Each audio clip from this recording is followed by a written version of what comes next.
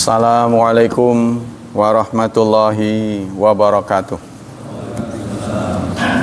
Innal hamdalillah nahmaduhu wa nasta'inuhu wa nastaghfiruh wa na'udzu billahi min syururi anfusina wa min sayyiati a'malina.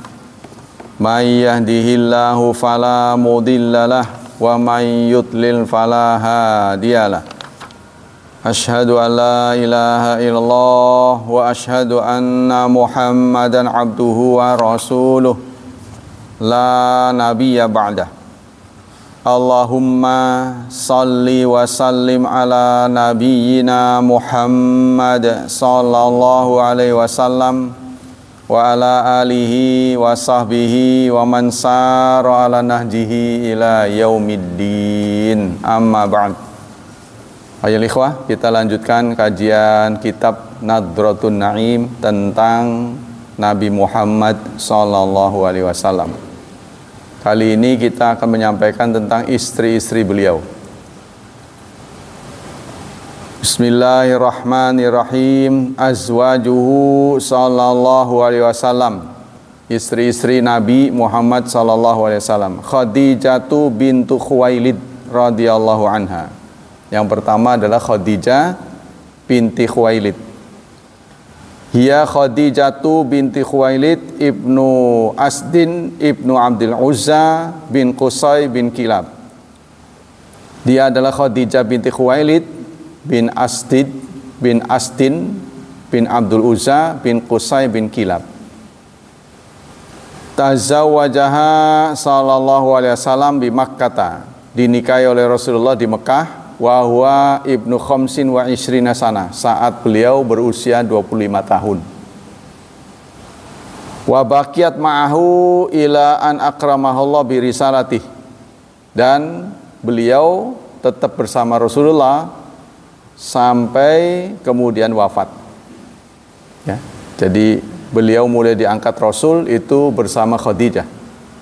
Fa amanat bihi wa nasarathu. Dia beriman dan dia menolong Nabi. Fakanat lahu wazir sidqin. Dia menjadi wazir, jadi teman setia.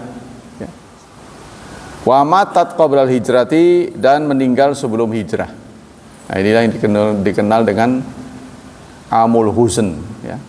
Di tahun kematiannya Rasulullah ditinggal oleh dua orang penting, yaitu istri beliau dan paman beliau, Abu Talib radhiyallahu Abu Talib, ya. Bisalasi sinin, kurang lebih 3 tahun sebelum hijrah, Khadijah wafat. Alal asahi, menurut kaul yang sahih, waqila bi arba'in. Ada pendapat mengatakan 4 tahun sebelum hijrah. Waqila bi khums. Ada yang mengatakan 5. Walaha khasais radhiyallahu anha. Khadijah mempunyai kekhususan antara lain sebagai berikut. Minha annahu sallallahu alaihi wasallam yamtazawwaj 'alaiha ghairaha. Sepanjang beliau beristri Khadijah, ya, Rasulullah tidak poligami. Jadi poligami dimulai setelah Rasulullah ditinggal wafat oleh Khadijah. Wa minha anna auladahu sallallahu alaihi wasallam kullahum minha. Semua anak Nabi berasal dari Khadijah. Illa Ibrahim alaihissalam, kecuali Ibrahim, anak beliau yang namanya Ibrahim. Fa innahu min surriyatihi Maria.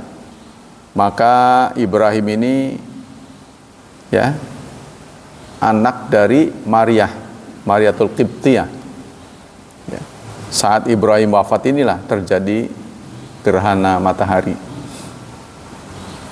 Wa minha annaha khairun nisa'il ummat. Kekhususan lain yang dimiliki oleh Khadijah, beliau adalah sebaik-baik perempuannya umat. Wa ikhtulifa fi tafsili ala Aisyah. Diperselisihkan keistimewaan beliau jika dibanding dengan Aisyah, mana yang lebih utama. Ala salasati aqwal, ada 3 pendapat. Salisuha al-waqf. Pendapat yang ketiga adalah wukuf. Wukuf itu artinya enggak melihat ada perbedaan. Tawakuf ya. Wa min khasaisiha anna Allah subhanahu wa ta'ala ba'atha ilaiha as-salam ma'a Jibril alaihissalam fa ballaghaha Rasulullah sallallahu alaihi wasallam zalika.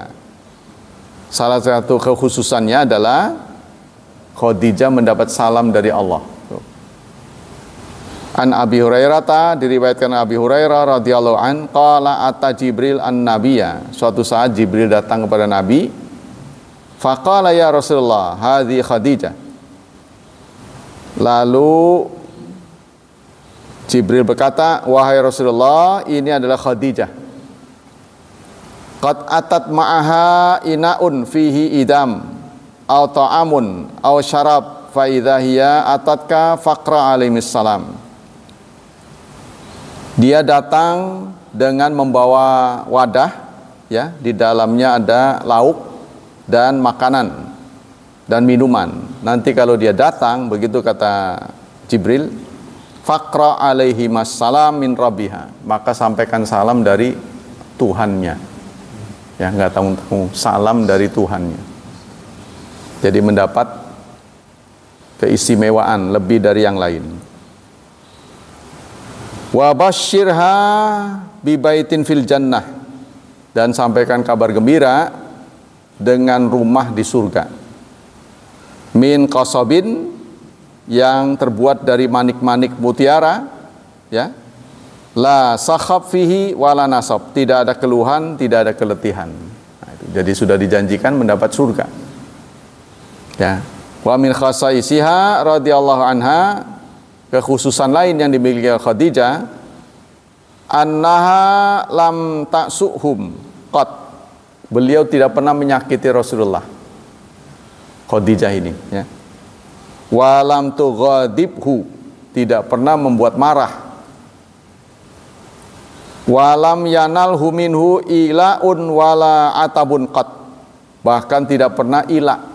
Ila itu sumpah, ya, seorang suami menyamakan istri seperti punggung bersumpah tidak akan mendekatinya. Nah, itu. Ya, ila. Jadi tidak pernah dilakukan oleh Rasulullah. Ini keistimewaan dari Khadijah. Dan tidak pernah dicela. Wala hajrun, tidak pernah hajar. Hajar itu artinya tidak pernah enggak teguran. Wa kafa bihi mangqabatan wa fadila. Singkatnya beliau tidak ada cacat lah, ya, di hati Rasulullah sallallahu alaihi wasallam, karena beliau adalah orang pertama yang beriman di muka bumi. Bukan sekedar perempuan, tapi orang pertama mengalahkan laki-laki. Ya, jadi orang pertama yang beriman pada Rasulullah adalah istri beliau yang pertama, Khadijatul Kubra. Sehingga beliau sering, kalau sendiri itu mengenang beliau, sering sedih. Ya, karena di masa-masa sulit, Khadijah berperanan sangat signifikan dan strategis. Tapi setelah beliau berhasil, beliau sudah tidak ada. Ya, nggak beda dengan orang tua kita lah. Ya, kita suka mengenang orang tua. Orang tua banyak menolong kita, banyak membantu kita. Waktu itu kita tidak banyak mampu berbuat, mampu memberi. Tapi setelah kita punya, orang tua udah nggak ada. Nah, kita kan suka sedih, ya. Dalam hidup dalam keprihatinan, mereka hidup bersama kita. Tapi setelah kita mending gitulah, ya, sudah punya ini punya itu, orang tua kita sudah dipanggil Allah. Nah, kita suka sedih. Begitu juga Rasulullah, sehingga di waktu-waktu lamunannya niatnya Aisyah itu menghibur, ya. Jadi beliau sering termenung, Aisyah datang, mikirin apa gitu kan, mikirin si nenek itu katanya. Jawabannya begitu. Ya, apa kata-kata dari Aisyah? Kan ada penggantinya yang yang seger itu kan. Wah, Rasulullah bukan terhibur, malah terlihat mukanya merah padam. Kata gambaran dari Aisyah, saya tidak pernah melihat muka Rasulullah semerah itu melainkan saat perang dan saat nyindir Khadijah. Pokoknya kalau ada orang yang mencela Khadijah, nyindir itu beliau marah seperti muka perang. So, katanya Rasulullah mengatakan jangan pernah lagi menyebut Khadijah karena Khadijah tidak pernah ada bandingannya. Katanya begitu. Ya, ini maklum lah ya. Jasanya banyak karena beliau tidak pernah ngeluh hartanya habis dipakai dakwah oleh Rasulullah. Beliau adalah orang terkaya waktu itu. Di Mekah itu ada janda paling kaya. Ya, sehingga punya anak buah, salah satunya adalah Maisarah ya, yang dagang bersama Rasulullah, menemani Rasulullah. Yang kedua, itu istri yang pertama, Sauda bintu Zam'ah, namanya Sauda bintu Zam'ah, wa ya Sauda bintu Zam'ah bin Qais bin Abdi Syams bin Abdi Wud ya, Ibnu Nadar bin Malik bin Hisin bin Amir bin Lu'ay. Nah, ini kebanyakan orang Arab itu paham betul 6 ke atas, 6 sampai 7 ke atas dia tahu. Ya, bin-binnya itu. Saya anak ini, anak ini, anak ini sampai urut ke-7. Nah, ini kalau di sini ada berapa ini?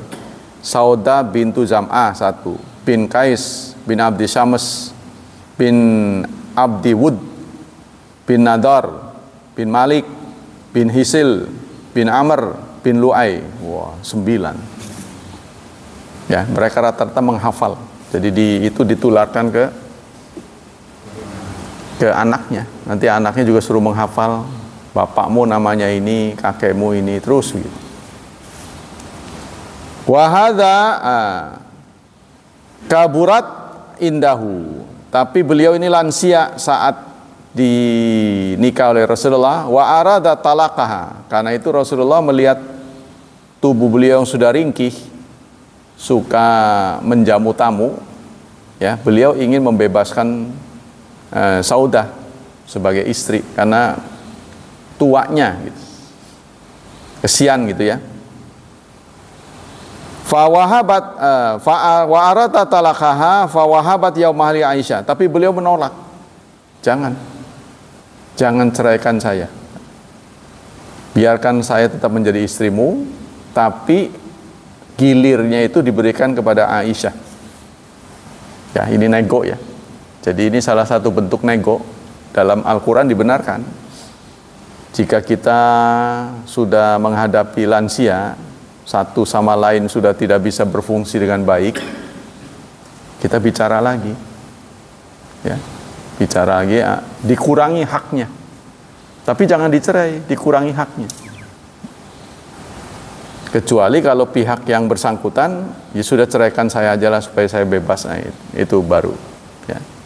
Tapi kalau ini Sauda binti Zam'ah menolak, jangan ceraikan saya, terus hak saya dikurangi, yaitu hak gilirnya diberikan pada Aisyah. Wa hadza min khawasiha, inilah keistimewaan beliau, annaha atharat biyaumiha hubba Rasulillah. Beliau lebih mengutamakan cinta pada Rasul. Ini cinta, namanya cinta mati. Karena dia cinta pada Rasulullah, bukan cinta pada haknya, ya. Bukan cinta pemberian dari Rasulullah, tapi cinta status sebagai istri, ya. Istri Rasulullah status yang sangat tinggi. Takarruban ila Rasulillah, karena takarub kepada Rasulullah, wa hubban lahu, dan cinta kepadanya. Wa itharan limaqamiha, serta mendahulukan makamnya, status beliau, lebih mendahulukan status ma'ahu bersama Rasulullah. Fakana yaksimu linisaihi, maka beliau, ya, kemudian membebaskan hak gilirnya. Wala yuqsimulaha wa hiya radiyatun bidzalik. Sehingga Rasulullah tidak menggilir lagi dan beliau ridha. Wa asiratan li ridallah radhiyallahu anhu. Karena mendahulukan ridha Rasulullah sallallahu alaihi wasallam. Tapi ini tadi katanya sih dia umurnya nggak panjang ya. Hanya beberapa waktu ya, kemudian beliau wafat. Yang ketiga adalah Aisyah. Jadi setelah Khadijah wafat ya, beliau diseling oleh Saudah yang tua benar ya kan. Kemudian nikah lagi yang enom benar. Bahkan ini disebut dengan orang sebut dengan di bawah umur ya. Di bawah umur yang patut. Aisyah bintu Abi Bakrin radhiyallahu anhuma, hiya Aisyah bintu Abi Bakrin bin Utsman bin Amr bin Ka'ab bin Sa'ad bin Tamim bin Murrah bin Ka'ab bin Lu'ay al-Quraisy at-Tamimi. Beliau adalah anak Abu Bakar radhiyallahu anhu. Tazawwaja Rasulullah wa hiya bintu sittin sinin. Dinikah oleh Rasulullah saat berumur 6 tahun. Nah, ini menjadi bidikan orang-orang yang nggak suka Islam katanya ya. Rasulullah dianggapnya melanggar kebiasaan. Tapi sebenarnya untuk Allah mah tidak ada pelanggaran sih. Apa yang bisa melanggar? La yus'alu anhu wa hum mas'ulun. Allah tidak bisa didikte. Allah tidak bisa digugat ya. Karena dia adalah mengatur bukan diatur. Jadi bintu Sittin saat berusia 6 tahun qoblal hijrah, sebelum hijrah, bisa natain kurang lebih 2 tahun sebelum hijrah dinikahnya. Ya, meskipun begitu tidak digauli oleh Rasulullah. Jadi tidak satu rumah. Wakila bisalas wa bana biha bil Madinah. Tetapi beliau ya hidupnya seatap dengan beliau waktu di Madinah. Awala maktimihi fi sanatil ula, di awal kedatangan beliau di tahun pertama. Ya tetap walaupun beliau satu atap masih belia benar ya, setidaknya 9 tahun kan dinikah 6 tahun ya. Ada yang mengatakan itu terjadi 2 atau 3 tahun sebelum beliau hijrah. Kalaupun 3 tahun berarti 6 tambah 3 9. Nah, nanti Aisyah ini menjanda, Rasulullah wafat, usia beliau 19 tahun. Kalau menurut kita itu 19 tahun lagi seger-segernya. Ya. Artinya sweet 17 ya, 17 ya. Lagi seger-seger. Tapi begitulah. Allah berkehendak ya. Jadi bukan dari sisi dari sisi birahi. Nah, tapi dari sisi ilmu ya, supaya Rasulullah bisa mendidik sedini mungkin seorang perempuan dididik. Nah, tapi ternyata benar apa yang dilakukan oleh Rasulullah ini menjadi kenyataan. Aisyah itu menjadi guru para sahabat, yaitu urusan-urusan internal terutama. Contohnya mandi junub. Contoh mandi junub kan susah dicontohin kan, kalau bukan istri yang cerita kan. Begitu juga saat beliau masuk keluar WC berdoa, itu kan susah dicontohin. Pokoknya urusan-urusan internal dalam rumah itu disampaikan oleh Aisyah radhiyallahu anha.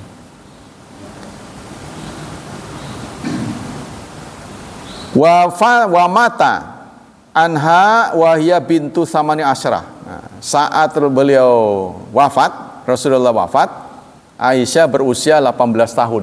Ada yang mengatakan 19. Wa tuwfiyat bil Madinah wa tufina bil Baqi'. Beliau wafat di Madinah dan dikuburkan di pemakaman Al-Baqi'. Wa awsat ay yusalli 'alaiha Abu Hurairah. Beliau wasiat yang menjadi pimpinan salatnya adalah Abu Hurairah radhiyallahu anhu. Sanata tsamanin wa khamsin.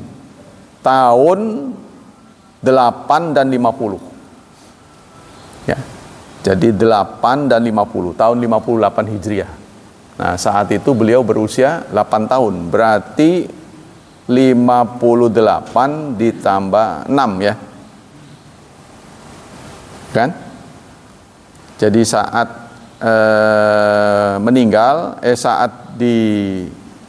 saat meninggal beliau tahun 58. Ya, tapi beliau sudah menikah 9 tahun sebelum hijrah. Ya, gitu ya. 6 tahun ya. Jadi tambah 6. Nah, sekitar 64 sampai 66 tahun usia beliau. Wa min khasaisiha anna kanat ahabba azwaji Rasulillahi ilaihi kama thabata anhu dzalika fil Bukhari. Salah satu kekhususan Aisyah ya, beliau adalah istri yang paling dicintai. Mungkin kalau dari versi kita ya pantaslah yang paling muda, bukan, urusannya ilmu. Karena yang menyerap ilmu paling banyak itu adalah Aisyah. Ya, yang pokoknya berkaitan dengan Quran lah. Semua itu kaitannya dengan Quran. Jadi beliau yang paling banyak menyerap ya dari Rasulullah tentang masa depan, tentang umatnya. Waqad su'ila ayun nas ahabu ilaik qala Aisyah. Qila famina rijal qala abuha. Suatu saat Rasulullah pernah ditanya, siapakah orang yang paling Anda cintai? Beliau menjawab, Aisyah. Kalau laki-laki siapa? Ya bapaknya. Ya, karena investasi Abu Bakar ini nggak tahun-tahun, seluruhnya, hartanya seluruhnya diberikan Rasulullah, keluarganya seluruhnya. Ingat waktu hijrah, ya, hijrah itu berisiko tinggi, karena beliau kan wanted ya, buronan, gitu kan. Tapi Abu Bakar memberanikan, ya, berani tetap mengawal beliau. Kemudian anaknya Abdullah bin Abi Bakar itu diperintahkan untuk angon wedus,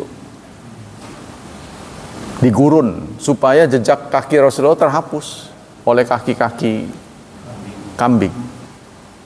Kemudian tetehnya Aisyah ya, itu diminta untuk Asma ya, Asma bin Abi Bakar itu untuk membawa ransum ke Bukit Nur ya, Jabal Nur.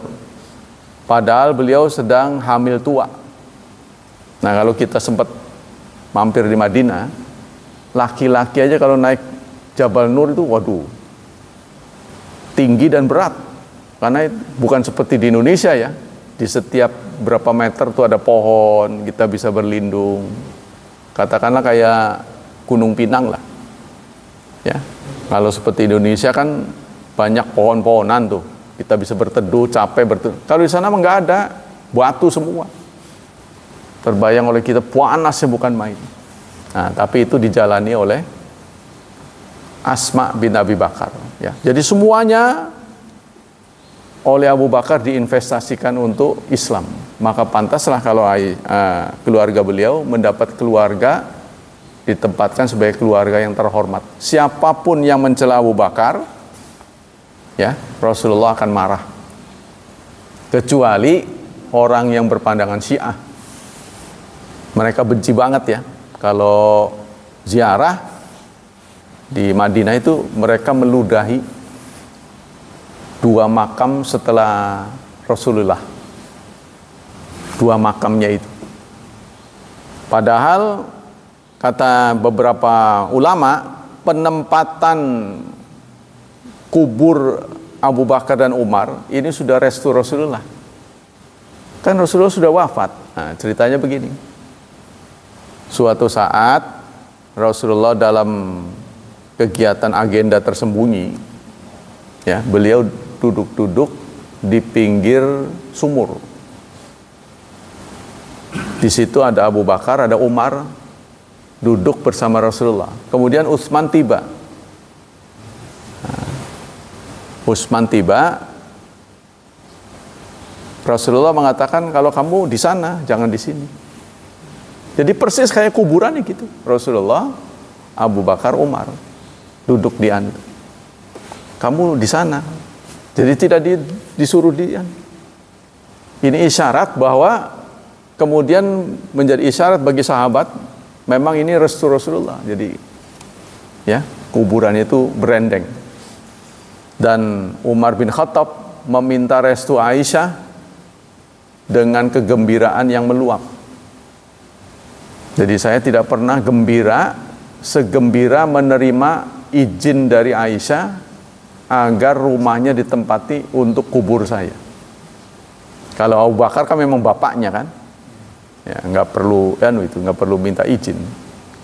Tapi Umar tidak ada ikatan apa-apa dengan Aisyah kecuali ya ikatan sahabat. Saat hidupnya dia minta izin supaya kelak kalau saya meninggal minta ya 1 kapling lah, gitu kan, ukuran semeter paling ya, semeter. Ya kalau kesananya 2 meter, tapi kan anunya semeter paling lebarnya untuk dia. Nah, diizinkan oleh Aisyah, itu gembiranya bukan main. Nah itu ya kejadian benar ya. Nah, kemudian terjadi begitulah ketiga orang ini, Rasulullah SAW, Abu Bakar, Umar dikubur secara berdekatan sampai sekarang. Kita kembali ke sini. Jadi keistimewaan dari Aisyah seperti itu ya, bahwa Aisyah adalah istri yang paling dicintai. Nah, begitu juga dibuktikan dengan kematian Rasulullah di pangkuan Aisyah. Jadi sedang dipangku. Bahkan istri kita pun tidak akan secinta Aisyah ya. Mana mau dipangku, yang ngurus malah perawat. Kan? Wa min khasaisiha aidan anna lam yatazawwaj imra'atan bikran ghairaha. Salah satu keistimewaan Aisyah, beliau tidak ditandingi oleh perawan lain. Karena satu-satunya perawan yang dinikahi oleh Rasulullah adalah Aisyah. Tapi dugaan kuat itu, saudara, kalau kita mau bicara secara objektif ya, Rasulullah tidak punya anak dari Aisyah. Jadi punya anak selain Khadijah itu dari Maria. Kalau memang itu birahi, ya nafsu, pasti anaknya banyak. Tapi ternyata tidak, dari Aisyah pun dia nggak ada. Ya, kemudian memang diambil oleh Rasulullah supaya hatinya ini bersih, tidak tercemar oleh polusi akidah. Jadi betul-betul pendidikan Rasulullah. Itulah Aisyah. Nanti di belakang hari banyak hadis yang diriwayatkan oleh Aisyah yang bahkan bisa menandingi sahabat lainnya. Di antaranya adalah beliau pernah mengintervensi Umar bin Khattab saat menjadi Amirul Mukminin. Umar mengumumkan, wahai perempuan-perempuan, kalau mandi junub airnya itu harus masuk ke sela-sela rambut, makanya di kuyak-kuyak, kata Umar bin Khattab ya, berkhutbah. Lalu Aisyah hadir di situ, langsung protes beliau. Wahai Umar, Amirul Mukminin, saya pernah mandi bersama Rasulullah dan saya pakai gelung, artinya rambutnya tidak diurai. Rasulullah tidak menyuruh saya menguraikan rambut, cukup disiram saja. Umar bukannya marah. Umar salah, Aisyah benar. Langsung begitu. Nah, itu pemimpin yang hebat. Ya, sebab memang dia komitmennya bukan untuk mencari benar sendiri, tapi untuk kebenaran umat. Sampai segitunya, apalagi dia sebagai pemimpin kan, diprotes oleh orang biasa. Ya, walaupun Aisyah sih, tetap aja kan statusnya sahabat. Beliau tidak marah. Ya itulah 4 sahabat ini, 2 mertua, 2 menantu ya. Kita akan lihat sepak terjangnya dalam mengikuti ini Rasulullah ya. Artinya saham mereka ya, kontribusi mereka pada Islam itu 4 orang ini sangat kental sekali. Wa min khasaisiha anna kana yanzil alaihi wahyu wa huwa fi lihafiha duna ghairiha. Salah satu keistimewaan dari Aisyah adalah wahyu pernah turun, Rasulullah sedang satu selimut dengan beliau. Ya, beliau sedang berselimut dengan Rasulullah, wahyu turun. Artinya malaikat itu kan pilih-pilih orang mau turun itu, nggak seperti kita kan, pilih-pilih orang, pilih-pilih momen. Momennya pasti yang suci itu kan. Nah, berarti tidurnya Rasulullah dan Aisyah ini sangat dihargai, sehingga tidak segan-segan malaikat masuk. Nah, itu lagi selimutan, wahyu turun. Kemudian wa min khasaisiha anna Allah azza wa jalla lamma anzala alaihi ayat at-takhir bada'a biha. Salah satu keistimewaan lagi yang dimiliki oleh Aisyah saat turun ayat takhir. Ayat takhir itu ayat memilih. Ya, jadi istri-istri Rasulullah ini diminta kepada mereka untuk berpendapat. Barangkali bosen, tuh ya, barangkali bosen ingin dicerai, silahkan ajukan pendapat Anda. Siapa tahu nyesel jadi istri Nabi. Karena konsekuensinya cukup serius. Semua janda Nabi tidak boleh menikah lagi. Kan cukup berat ya. Kalau udah tua sih mending. Kalau Aisyah ini kan menjadi janda umur 18 atau 19 tahun, masih lagi mateng-matengnya bahasa kita. Tapi kalau beliau tidak menolak, berarti konsekuensinya tidak bisa menikah lagi kalau Rasulullah wafat. Nah, ternyata ya dimulai dari Aisyah, beliau menerimanya. Ya, jadi beliau bersedia tetap menjadi istri Rasulullah, tidak menolak. Wala alaika alla ta'jili hatta tastamiri abawaika. Rasulullah ketika disampaikan ayat takhir, ayat memilih, beliau langsung merespon, ya, saya akan tetap setia menjadi istri Anda. Rasulullah menjawab, jangan buru-buru jawabnya. Musyawarah dulu dengan keluargamu. Kata Rasulullah kan. Faqalat, lalu Aisyah mengatakan, afi hadza astamiru abawayya. Apakah saya harus musyawarah dalam soal seperti ini? Kata Aisyah, fa inni uridullah wa rasulah wa darul akhirah. Karena aku memilih Allah dan Rasul serta darul akhirat. Nah, kampung akhirat. Saya lebih memilih Allah, Rasul dan kampung akhirat. Kenapa saya harus musyawarah? Itu ya. Fastan nabiyya baqiyatu azwaji. Maka melihat sikap Aisyah, istri-istri beliau sisanya mengikuti jejak. Wa qulna kama qalat, dan mereka berkata seperti yang diucapkan oleh Aisyah. Kami memilih Allah, Rasul dan kampung akhirat. Wa min khasaisiha anna subhanahu wa ta'ala barra'aha mimma ramaha bihi alul ifki. Salah satu keistimewaan Rasulullah Aisyah, beliau dibebaskan dari tuduhan fitnah yang waktu itu tertinggal dari kafilah ya. Karena beliau kebetulan mau pipis ya. Kemudian tertinggal oleh rombongan karena gelangnya hilang ya. Jadi dia nyari-nyari, tungkul nyari-nyari, nggak sadar ditinggal rombongan. Nah, kemudian rombongan ini nggak tahu bahwa Aisyah tertinggal. Kenapa? Karena saking entengnya. Namanya itu sekedop. Jadi di atas onta itu dibuat kayak kemah. Biasanya perempuan ditaruh di sana, ya, karena tertutup kan. Ya namanya perjalanan jauh, takut kagol kelihatan gitu kan. Jadi ditaruh di situ. Nah, tubuh Aisyah ini langsing gitu, enteng, sehingga nggak terbawa pun nggak kerasa. Jadi, nah kemudian ada pasukan. Biasa Rasulullah itu kalau membuat rombongan tuh ada pasukan yang mendeteksi yang terakhir. Nah itu diketemukan oleh dia, diboncengin. Tapi si pemilik kendaraan ini nggak nunggang di atas, nggak berdua begitu, nggak. Di bawah dia nuntun. Nah, maka timbullah fitnah bahwa Aisyah telah selingkuh. Ya memang itu ya. Jadi istri pejabat itu sangat sensitif. Apapun yang dia lakukan Ini akan menjadi viral, singkatnya kan bahasa kita ya. Apapun, sekelubit sekalipun. Wa anzala fi udriha wa bara'atiha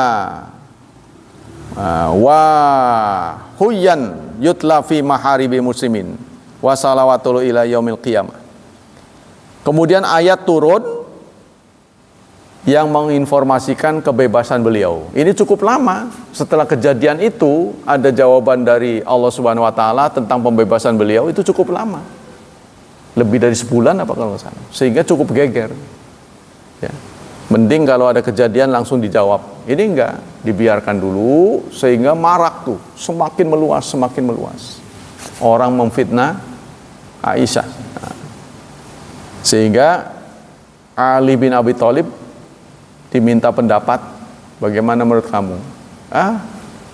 Masih banyak gantinya, udah ceraiin aja, ngapain? Bikin rusuh aja gitu kan. Makanya itu kemudian di belakang hari terjadi perang ya, antara Aisyah dengan Ali. Boleh jadi itu ada sentimen pribadi gitu kan. Karena Ali dulu yang mendahulunya itu, ketidakpercayaan gitu. Ya, di tengah-tengah adanya Mosi tidak percaya pada Aisyah, dia nambahin, udah ceraiin aja, ngapain, masih banyak gantinya. Nah, kemudian pembantunya ditanya, bagaimana Anda melihat integritas Aisyah? Saya melihat Aisyah itu orang baik. Saya tidak pernah melihat dia lalai kecuali karena kelelahan. Suatu saat dia bikin roti, saking lelahnya dia tertidur di atas roti itu, di atas maksudnya adonannya, lagi dipuntel-puntel gitu sampai ketiduran gitu. Itu yang saya lihat kelalaian dari Aisyah. Sisanya saya tidak pernah melihat dia lalai gitu. Apalagi selingkuh gitu. Itu kata pembantunya. Kemudian Abu Bakar pun menegur beliau sampai akhirnya Aisyah dipulang saking nggak tahannya, pulang ke rumah orang tuanya. Saat ayat ini turun yang membebaskan Aisyah, surat 24 ya kalau salah, surat An-Nur. Saat ayat pembebasan turun, Abu Bakar minta Aisyah, udah tuh kamu, sehingga di bahasa kita tuh, cium tangan lakimu, terima kasih gitu. Buat apa saya terima kasih kepada Rasulullah? Saya harus terima kasih kepada Allah yang membebaskan saya, bukan dia tapi Allah. Sampai segitunya. Jadi ketaatan Aisyah sebagai istri ini kesadaran, bukan karena takut. Kalau istri kita ini kan takut nggak diberi nafkah itu kan, ya kan, takut haknya dicabut. Ya.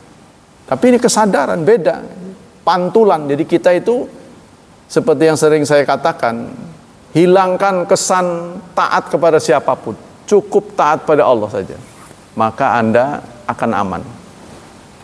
Ya, orang Islam cukup taat pada Allah, sebab Allah akan menyuruh taat pada Rasul, ya kan? Allah akan menyuruh baik pada orang tua, kan begitu? Kalau kita taat pada orang tua belum tentu menyuruh kita taat pada Allah, kan? Tapi kalau kita taat pada Allah, semuanya dapat. Kita akan berkata pada sesama manusia dengan baik. Wa qulu linnasi husna. Allah yang menyuruh. Kalau kita taat pada, cukup taat pada Allah. Tuh, makanya ya, kalau kita ingin mendapat anak yang saleh, cukup suruh ngaji aja terus, ngaji terus. Kalau belum taat, ngaji terus. Nanti akan nyampe tuh ayat tentang taat pada orang tua, taat kepada Rasulullah. Baik kepada orang, ada ayat-ayatnya. Wa min khasaisiha radhiyallahu anal akabira sahabat radhiyallahu kana idza ushkila alaihim amrun. Salah satu keistimewaan Aisyah adalah kalau ada problem, ya, problem yang tidak terpecahkan, terutama urusan rumah tangga, mereka akan mendatangi Aisyah untuk minta keterangan. Istaftauha fayajiduna ilmahu indahu, maka mereka akan menemukan jawaban, terutama urusan rumah tangga di dalamnya. Tapi walaupun begitu masih ada aja orang yang berpendapat berbeda ya. Nah, itu kan Rasul katanya. Contohnya sentuhan suami istri, itu kan dicontohkan oleh beliau kan. Kemudian air yang dipakai berwudu, ya. Aku dan Rasulullah mandi bersama, tangan kami balapan gitu ya, di satu wadah. Itu kan jelas itu. Mandinya bersama, kan? Ya, tidak ada seperti yang orang katakan air dari perempuan itu najis, itu enggak ada begitu. Kami balapan sampai air, saking nyibuk air itu tangan kami. Nah itu ya contoh dari Aisyah. Nah, begitu juga Rasulullah mau ke masjid mencium istrinya. Tidak ada dari sahabat yang melihat beliau berwudu lagi. Gitu kan? Tapi kenapa kok orang berpendapat lain? Itu kan Rasul katanya. Loh, di ayat yang lain kan ada laqad kana lakum fi rasulillah uswah. Pada Rasulullah ada teladan. Suruh neladan, suruh nyontok. Contoh semua, kan beliau istrinya lebih dari 4. Ada ayat pembatasan. Khalisatan laka min dunil mu'minin. Jadi kalau ada dari Rasulullah yang nggak patut dicontoh, ayat akan turun. Ini khusus buat Anda. Tidak berlaku untuk mukmin. Begitu juga puasa. Jadi satu dengan sahur, bukanya. Namanya muasalah. Ya, Rasulullah melarang, jangan, kamu tidak boleh muasalah. Lah Anda sendiri, saya kuat, Anda tidak. Nah, ini spesial buat Rasulullah. Tuh, ya, jadi kalau ada pembatasan, kita pokoknya nyontoh saja. Contoh Rasulullah semuanya. Nanti ada hak yang sifatnya khusus buat Rasulullah, itu dibatasi, nanti ada ayat. Contohnya tadi beristri lebih dari 4, khalisatul laka dalam ayat Quran. Ini khusus untukmu, min dunil mu'minin. Tidak untuk mukmin. Tidak untuk umatmu. Berarti maksudnya kalau khusus untuk Rasul itu pasti ada peringatan di situ. Pasti ada peringatan. Contohnya sholat malam, ya. Ada perintah wa anna minkum mardo au akharuna yadrimu fil. Ada yang punya kesibukan, ada yang sakit, sehingga sholat malam itu bagi umatnya itu sunnah, bagi Rasulullah wajib. Nafilatal lak itu. Nah, jadi menurut ayat itu begitu. Rasulullah selalu. Tapi kalau kita dibatasi, jangan terlalu menforsir. Nah, ya, jangan diforsir gitulah, nanti membuat Anda sakit. Itu ada ayatnya. Jadi pokoknya kita contoh semuanya. Nanti kalau ada yang spesial buat Nabi tidak boleh dicontoh, ada ayatnya. Contohnya tadi puasa, itu kan? Puasa yang katakanlah sahur dengan anunya jadi satu. Jadi satu dengan sahur, bukanya. Nah, itu khusus untukku, muasalah namanya. Tidak untukmu. Begitu, memang kita harus mencontoh. Wa min khasaisiha, apa ini? Annal Malik ara surat halin Nabi qabla ayata zawaja fi sariqatin haririn. Faqala Nabi iyakun hadza min indillah bi yumdihi. Salah satu kekhususan beliau, Ra'ana Rasulullah tuwfiya fi baitiha. Salah satu kekhususan beliau, tuwfiya fi baitiha. Rasulullah dikubur di kamarnya. Nah, beberapa umatnya sekarang niru. Ya. Bikin kuburan di masjid. Itu tidak ada sunnah. Lalu Rasulullah gimana? Rasulullah itu bukan dikubur di masjid, di rumah Aisyah. Cuma berhubung Masjid Nabawi itu pelebaran, perluasan, lama-lama kena. Kena area. Jadi dikira orang berdampingan, bukan berdampingan lagi, dikiranya di masjid. Sehingga orang nyunah gitu loh. Mentang-mentang dia yang bangun masjid, dia taruh. Nggak ada sunahnya. Kuburan yang bagus ya di kuburan. Kalau memang itu di masjid, pasti sahabat juga ikut. Pada di masjid gitu kan, tapi tidak ada dicontohkan di baki tetap. Yang nggak tanggung-tanggung, ulama-ulama populer dikubur di masjid, ya. Nah, itu ya, prihatin lah saya. Jadi harusnya dia wasiat jangan begitu ya. Nggak boleh. Kita kembali sini. Wa baina sakhriha wa nahriha, dan beliau wafat saat di pangkuannya. Tuh. Sampai kemudian Rasulullah wafat, Aisyah itu masih tidur di situ. Jadi Rasulullah dikubur di kamarnya nih, ya. Setelah dikubur, Aisyah masih tidur di situ. Cuma ketika Umar dikubur, beliau pakai hordeng, di dalamnya pakai hordeng. Oh kenapa? Ini kan bukan muhrim saya. Jadi dia merasa orang sudah meninggal pun melihat ya. Nah itu. Jadi Aisyah itu mengenakan hordeng ditutup. Waktu Umar belum dikubur di situ, beliau nggak pakai. Di dalam rumahnya satu kamar. Saking setianya ya. Itu berarti sampai tidurnya pun di dekat kuburannya. Siapa yang berani coba? Tidur. Hah? Tidur di dekat kuburan. Siapa yang berani? Wa min khasaisiha annal malak ara surat halin nabi. Salah satu kekhususan Nabi, ya, kekhususan Aisyah, annal malak ara surataha, malaikat melihat rupa dari Aisyah lin Nabi qabla ayatazawajaha, sebelum dinikahinya malaikat sudah memberitahu nih istrimu, yang kemudian itu adalah wajah dari Aisyah ya. Singkatnya kalau bahasa kita fotonya, nih istrimu sudah dinikahkan di langit. Jadi tidak ada adegan saya terima nikahnya, nggak ada ya. Jadi Rasulullah hanya menyatakan ini saya sudah dinikahkan oleh Allah ya, artinya naibnya nggak ada. Kan orang yang tertinggi itu kan naib kan, nah, artinya wali lah sedikit, wali. Nah, wali Rasulullah siapa? Ya Allah. Tidak ada yang lebih tinggi dari Rasulullah. Jadi tidak ada, kecuali waktu dengan Khadijah waktu itu. Waktu nikah dengan Khadijah kan beliau belum menjadi Rasul kan, nah, sehingga keluarga Khadijah datang, keluarga Rasulullah datang, tuh, gitu. Fi sariqati harir, faqala Nabi, dalam tumpukan sutra katanya. Faqala Nabi iyakun hadza min indillah yumdihi. Kalau memang ini dari Allah, aku harus menjalankannya. Jadi Rasulullah mendapat perintah. Kadang-kadang perintahnya nggak enak. Contohnya beliau harus menikahi janda dari anak beliau, ya, anak asuh yang dimerdekain, Zaid kan. Nah, Zaid itu dinikahkan dengan Zainab, nanti ada ceritanya. Zainab ini masih keturunan dari keluarga Rasulullah, keluarga mulia, bangsawan.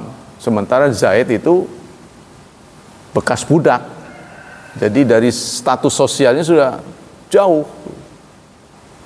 Zaid itu kulit hitam, Zainab putih. Ya, ini berdasarkan wahyu nikah, mereka dinikahkan. Tapi kemudian Zainab nggak terima. Tuh.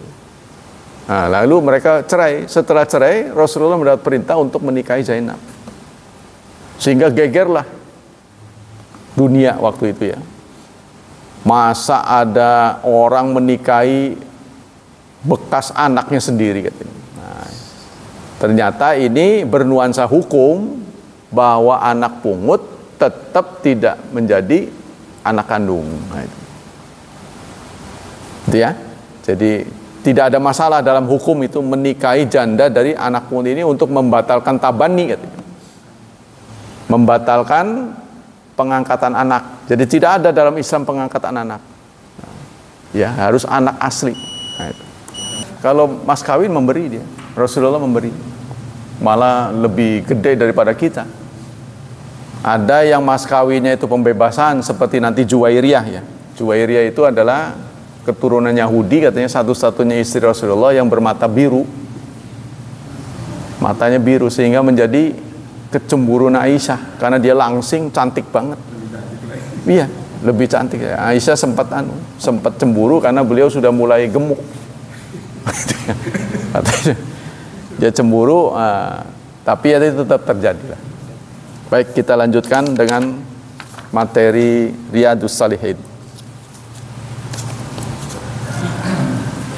Bismillahirrahmanirrahim.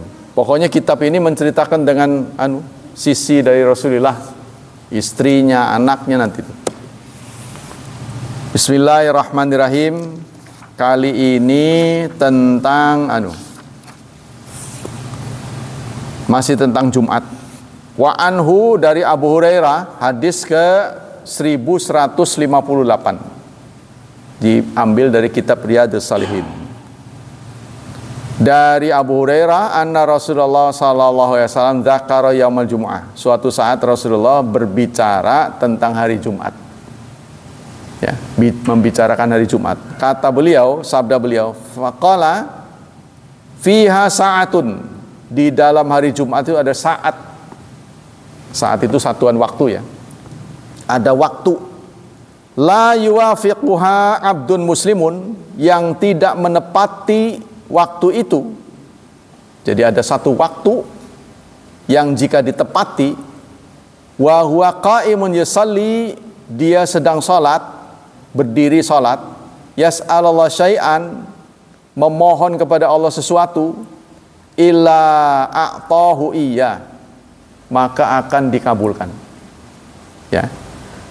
Wa asyara biyadihi yuqalliluha, lalu beliau isyarat dengan tangannya yang memberikan sinyal sedikit, sedikit waktunya. Maksudnya ada dari Jumat semet gitu.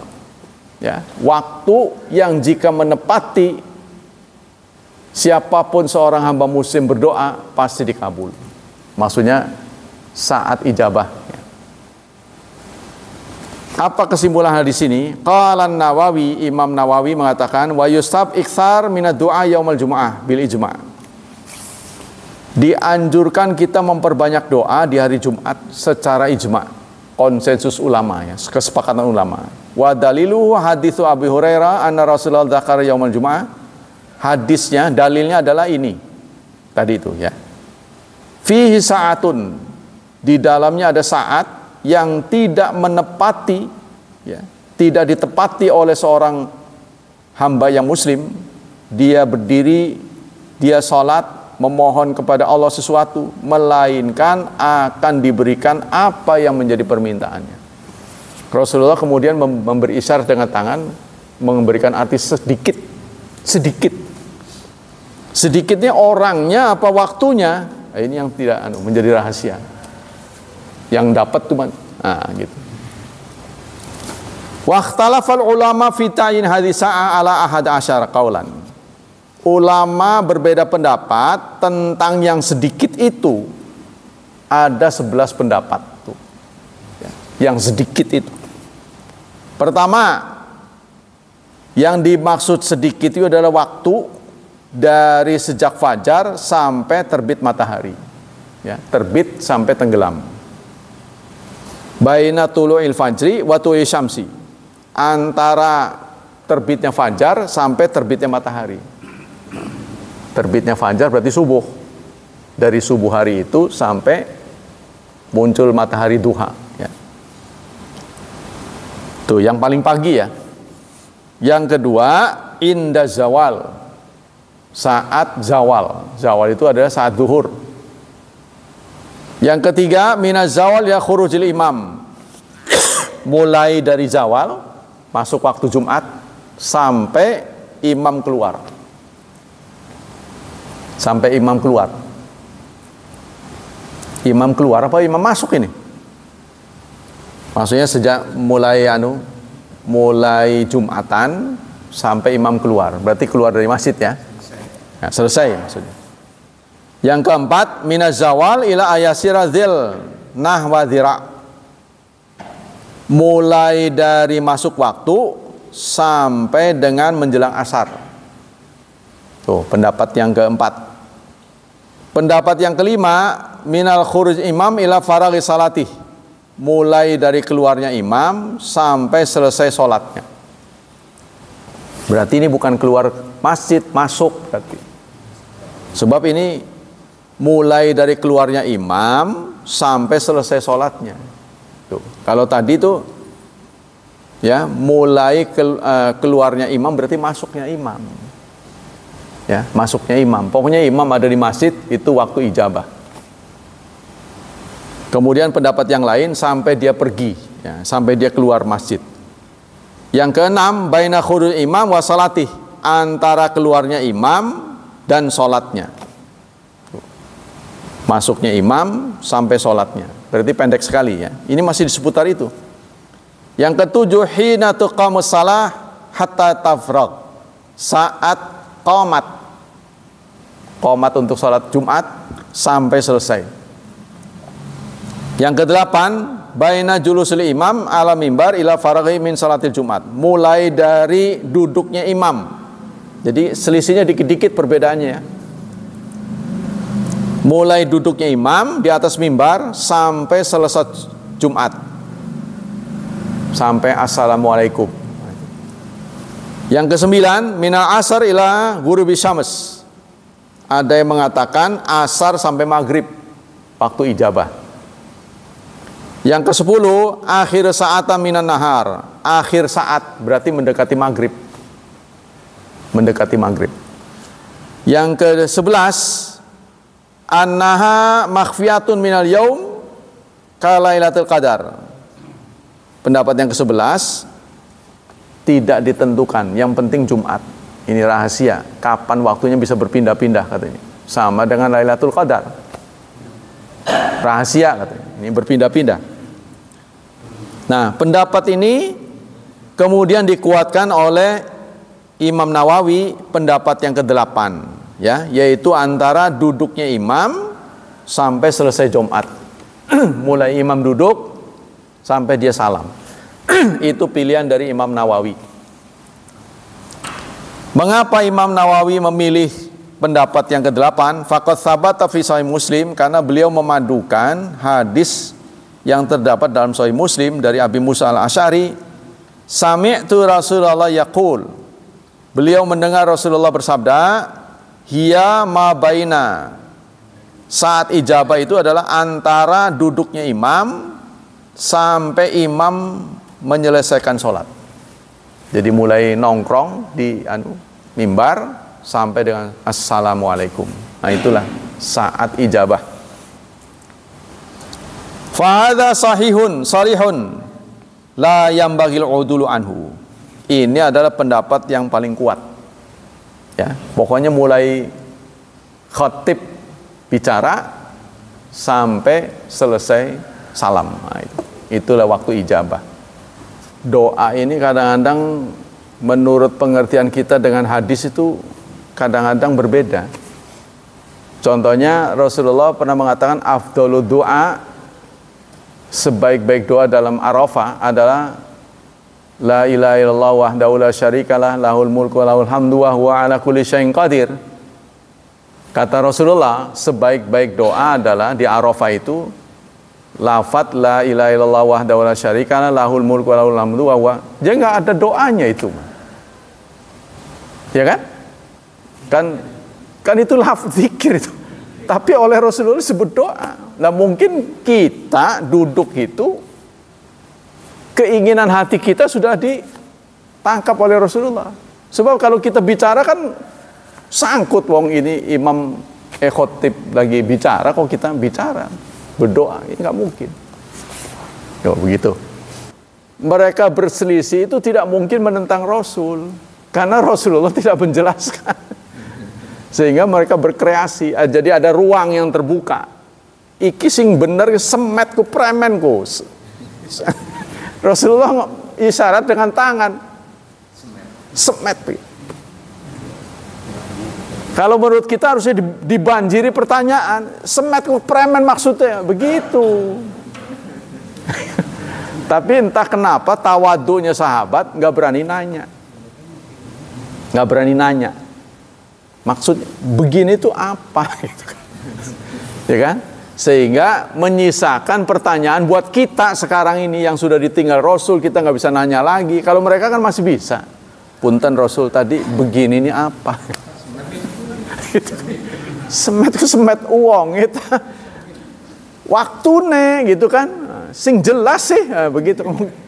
Mungkin kita kalau jadi sahabat begitu, supaya tidak menyisakan kemisteriusan gitu kan. Nah, tapi begitulah sudah kejadian. Sama dengan tarawih.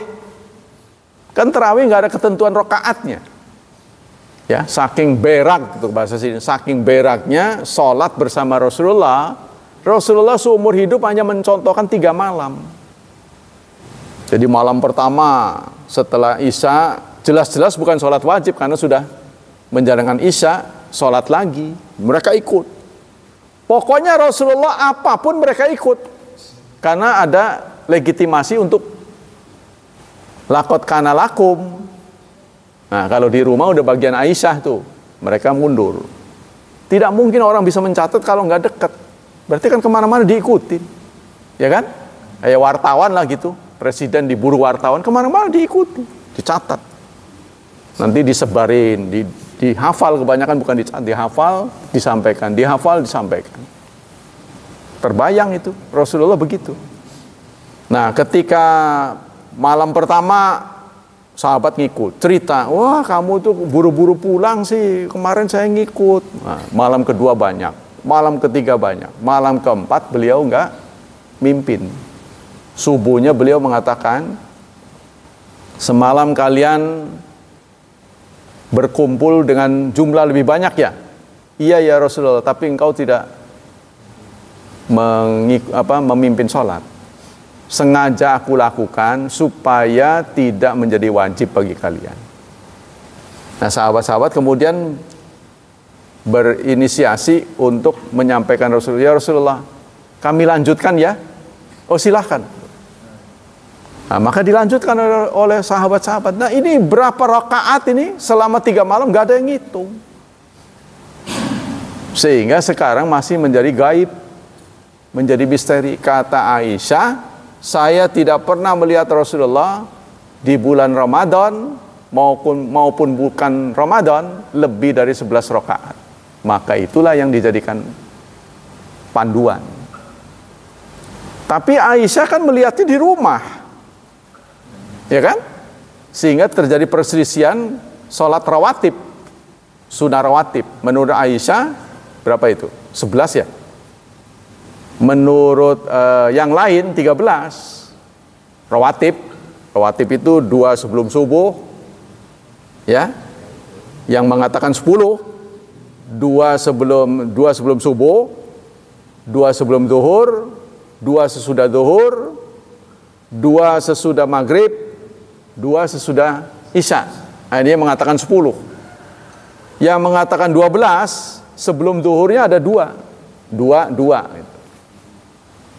Ini dari 2 sahabat yang berbeda. Yang satu dari Aisyah, saya tidak pernah melihat lebih dari 10. Barang siapa yang memelihara 10, tapi yang lain mengatakan 12 karena dilihat di masjid.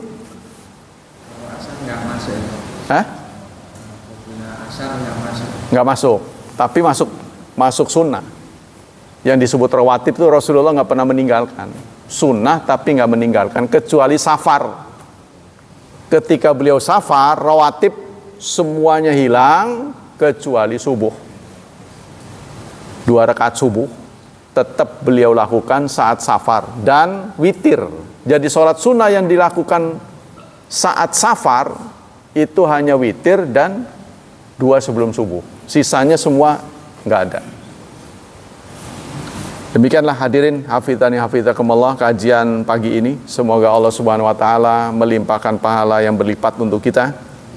Semoga Allah tetap menjaga dan melindungi kita dari wabah dan fitnah, dari syubhat dan syahwat, dan semoga Allah memudahkan hidup anak-anak kita, memberkahi mereka, mentakdirkan mereka menjadi hambanya yang saleh dan salihat. Subhanakallah wa bihamdika asyhadu alla ilaha illa anta astaghfiruka wa atubu ilaik. Wassalamualaikum warahmatullahi wabarakatuh.